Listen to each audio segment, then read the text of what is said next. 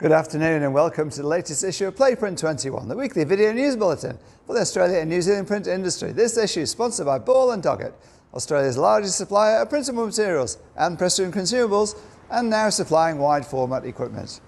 Budco, the company contracted by ink manufacturing giant DIC to supply labour for its auto manufacturing site, has been fined $600,000 following the death of a worker and serious injury of another in an ink vat they were cleaning 6 years ago. DIC itself has already been fined $450,000 over that incident. Saw Craig Tanner suffer fatal injuries after entering the ink tank to clean it at the factory in Auburn. The 42-year-old contractor, father of 3 from Engadine in Sydney South, he ran Complete Blasting Solutions. Fellow worker Yatin Mehta, he entered the tank to try and assist Tanner, subsequently suffered serious injuries with multiple fractures to the leg.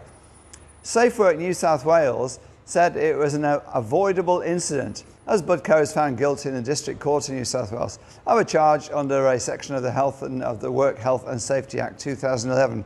The issue has highlighted that safety at work isn't something we can take for granted. Printing is an industrial process. It is incumbent on print business owners and managers to make sure their safety is up to date. Industry wants to know, is your first aid kit fresh? Is your fire extinguisher working? Do your staff know what to do in the event of an accident? Fujifilm Business Innovation is launching 3 new production colour press models, the Revoria Press EC1100 and Revoria Press SC180 and SC170. The EC1100 is described as a high-volume workhorse capable of printing 100 pages a minute. The Revoria Press SC180 and 170 cater for smaller volumes, printing at 80 pages and 70 pages a minute. Among the new enhancements on the presses, the EC1100 and the SC180 and 170 both offer a new developed colour management feature called Colour Profile Maker for display, which matches colours accurately by adjusting colours on the monitor to match the printed output. In addition, AI automatically reviews the scene, the image of each photograph on the page and corrects it. Each photograph automatically enhanced if there's any lackluster conditions, for instance, that are identified, such as the image being too dark or too bright, backlit exposure, correction of skin tones. That will all be adjusted automatically. PVCA is forming a national team to raise funds for the homeless through Vinny's CEO Sleepout, and is calling on industry members who are participating in the event June 22 this year to join under the Team Print group.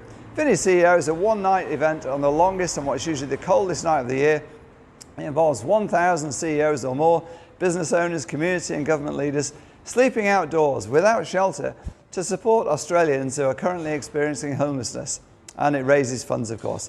And CEOs get a taste of life on the streets. Rodney Frost, CEO of the Lamson Group and PVCA Treasurer, who has raised $180,000 over the last 15 years of taking part, he'll take the industry Team Print lead this year. His father, Arthur, spent time homeless as a young man before going on to build a successful print business. To register your interest across the CEO Sleepout, contact info@pvca.com.au. If you can't make it, then please consider donating to the team. That's it for this week's issue of Print21. Go to print21.com.au for all these stories in depth and more. And you can also download the latest episode of the Print Industries podcast. It's been a big month in print, where myself and publisher Lindy Hewson dissect the big stories, issues, trends and developments occurring in the ANZ print industry over May. That's it for now. Thanks to our sponsor Ball & Doggett for this video news bulletin. This is Wayne Robinson, editor of Print21, signing off.